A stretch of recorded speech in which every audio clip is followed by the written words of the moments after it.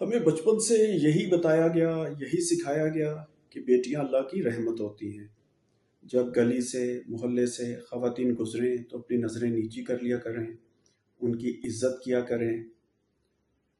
لیکن اب ذاکر نائک ہمیں آ کر بتا رہے ہیں کہ بیٹیاں نامحرم ہوتی ہیں اور وہ پبلک پراپرٹی ہوتی ہیں۔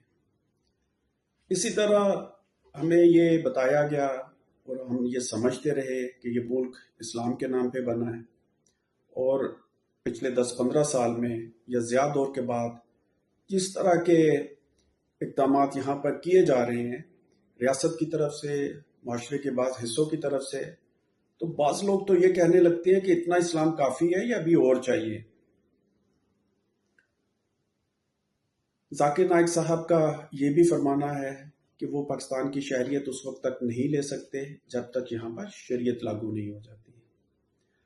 اب معلوم نہیں شریعت یہاں پر کب لاگو ہوگی، لیکن ہمارے پڑوسی ملک افغانستان میں شریعت لاگو ہو چکی ہے۔ میرا ذاکر نائک صاحب سے مشورہ ہے، ملائیشیا کی جان چھوڑیں، افغانستان منتقل ہو جائیں۔ ہاں، ایک بات کا خیال رکھیں کہ سوٹ اور ٹائی پہن کر مت جائیں۔ اس طرح کے کافرانہ مغربی لباس پہننے پر افغانستان میں دورے مارے جاتے ہیں۔ اپنا خیال رکھیے گا ذاکر نائک صاحب۔